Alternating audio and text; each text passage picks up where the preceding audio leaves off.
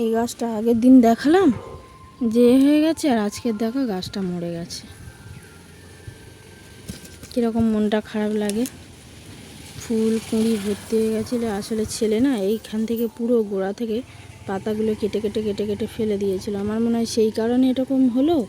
এই যে পাতাগুলো দেখতে পাচ্ছ, এই পাতাগুলো ফেলে দিয়েছে, দিলতে মরে গেল। কি সুন্দর কিন্তু কুঁড়ি হয়েছিল ভর্তি, দেখিয়েছিলাম তো তোমাদেরকে।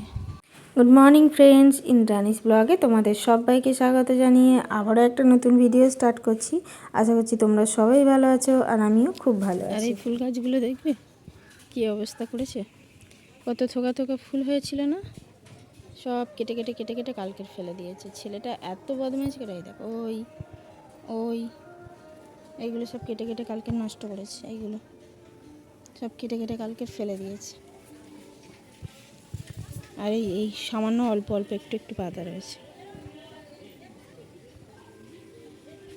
এইখান থেকে পুরো ফুল ফেলে দিয়েছে।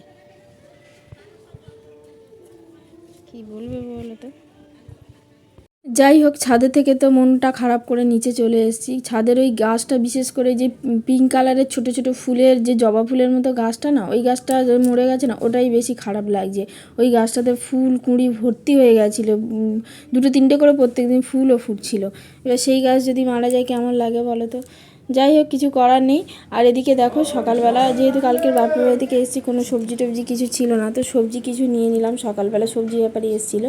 আর এদিকে চিতি কাঁকড়া নিয়েছি, সেটা আর কি তোমাদেরকে দেখালাম। তো চিতি কাঁকড়া দেখে পুঁই শাক কুমড়ো এগুলো নিয়েছি, কালকের হবে আর কি। পুঁই শাক কুমড়ো চিতি কাঁকড়া দিয়ে তরকারি করব, ওই জন্য নিয়েছি। দেখা যাক। আর আজকের হচ্ছে যেটা রান্না করব সেটা হলো মুসারির ডাল ভিজোতে দিয়েছিলাম সকালবেলা একটু।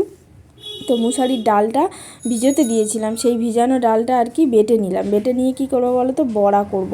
পেঁয়াজ দিয়ে দিচ্ছি, একটু ঝালের গুঁড়ো দিয়েছি, একটু হলুদের গুঁড়ো দিয়েছি, একটু লবণ দিয়ে দিয়েছি, আর এই পেঁয়াজ কুচিটা দিয়ে দিলাম। দিয়ে ভালো করে একটু মিক্সড করে নেব। নিয়ে এটা বড়া করব। বড়াটা কিন্তু এমনি এমনি খাওয়ার জন্য করব না, মাছের ঝোল দিয়ে, মানে বড়াটা মাছের ঝোলেই দেব। এই জন্য বড়াটা আর কি বানাচ্ছি। আসলে কি বলো তো, মাঝে মধ্যে না আমাদের এমনি সবজি দিয়ে তো মাছের ঝোল করাই হয়, কিন্তু মাঝে মধ্যে না এরকম বড়া দিয়ে মাছের ঝোল খেতে দারুণ লাগে টেস্ট। তো সবজি তো দেবো অবশ্যই, তো তার সঙ্গেই বড়াটাও দেবো, আর খুব ভালোও লাগে খেতে। জানি না তোমরা কারা, মানে সবাই কি এটা পছন্দ করো কি না জানি না, কিন্তু আমার না খুবই ভালো লাগে এরকম বড়া দিয়ে মাছের ঝোল, বিশেষ করে মাছের ঝোল করতে। এমনি বড়া আমরা শুধু খাওয়ার জন্য কোনো দিনই ভাজি না, মাছের ঝোল টাছের ঝোল করলে তখন আর কি করা হয়। আর এদিকে কাতলা মাছ, মানে কালকে নিয়ে এসেছিলাম আসার পথে, তো সেইটা ফ্রিজের মধ্যে ছিল। কাতলা মাছটা আর কি বার করে নিয়েছি। নিয়ে দেখো, মাছটা ভালো করে ঝাল নুন হলুদ দিয়ে ভালো করে মাখিয়ে নিয়েছি। নিয়ে মাছটাও ভাজা কমপ্লিট, আমার বড়া ভাজাও কমপ্লিট। বড়াটাও ভেজে নিয়েছি, প্রায় 8টা 9টার মতো এরকম বড়া হয়েছে। তো ভাজতে ভাজতে একটা খেয়েও নিয়েছি, বেশ ভালোও লাগে ভাজতে ভাজতে একটা দুটো খেয়েও নিই।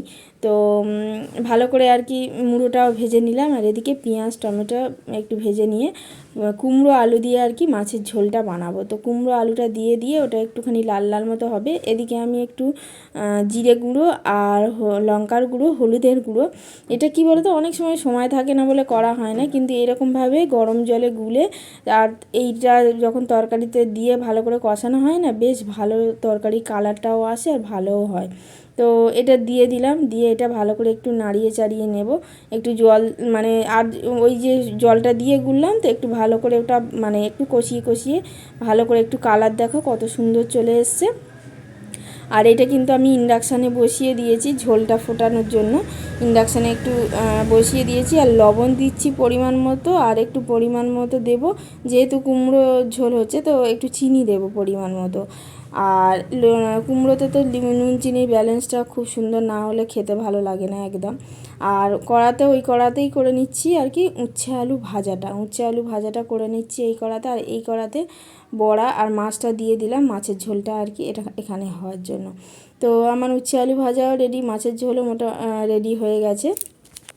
আর এদিকে আর একজনের অবস্থা দেখো, কিছুক্ষণ আগে আমাদের বাড়ির সামনে তো পাকা রাস্তা, তোমরা জানো, পিচের রাস্তা। তো সেই পিচের রাস্তাতে যেতে গিয়ে ছুটে আর পড়ে গিয়ে দুটো হাঁটুতে লেগে এমনভাবে কালো হয়ে গেছে, তোমাদের হয়তো ক্যামেরাতে অতটা ভালো বোঝাতে পারছি না।